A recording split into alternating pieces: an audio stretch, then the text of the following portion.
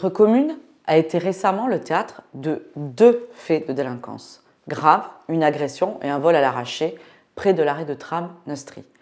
Je condamne avec force ces agressions qui sont intolérables. L'enquête en cours permettra à la justice, et non à la collectivité, de désigner les coupables et de définir les sanctions, en état de droit. En tant que maire, je souhaite que des sanctions fermes et exemplaires soient prises à l'issue de cette enquête. À ce titre, effectivement, je ne peux que regretter d'un point de vue légal et législatif la justice des mineurs nationale qui ne permet pas, par exemple, la comparution immédiate et que les situations de récidive soient insuffisamment prises en compte et puis très peu de place en centre éducatif fermé.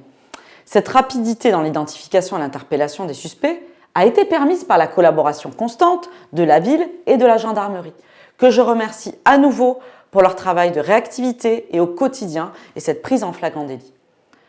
Elle tient aussi au travail mis en place par la municipalité pour remplacer un bidonville illicite, zone de non-droit présent depuis 9 ans dans laquelle personne n'était identifié, par un terrain encadré, un terrain duquel les activités illégales ont été bannies, dont tous les occupants sont identifiés et au cœur duquel les services publics sont implantés et interviennent au quotidien, notamment en matière de sécurité. Un terrain dont l'accès est réglementé par une convention qui liste un certain nombre de devoirs des occupants liés au bon ordre, au bon fonctionnement du dispositif, notamment le nettoiement et la scolarisation. À l'issue de l'enquête, la ville s'appuiera sur cette convention pour solliciter l'expulsion des coupables et des familles concernées à la fin du mois de mars, si tel était le cas. Si ces actes de violence sont intolérables, la violence de certains propos vis-à-vis de la communauté rome dans son ensemble, notamment sur les réseaux sociaux, est également inacceptable.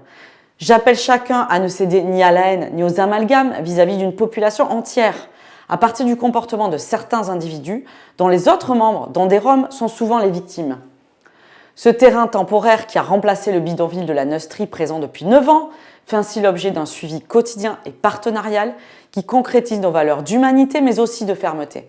À titre d'exemple, un de ses occupants a déjà été expulsé pour non-respect des règles de fonctionnement du terrain, tandis qu'une autre famille en est sortie dans le cadre d'un parcours d'insertion par le logement suite à 2 CDI. Aucun de ces occupants n'est remplacé, aussi permettant à la fois l'implantation des services publics au cœur du camp et la résorption progressive de celui-ci, qui demeure l'objectif de l'équipe municipale.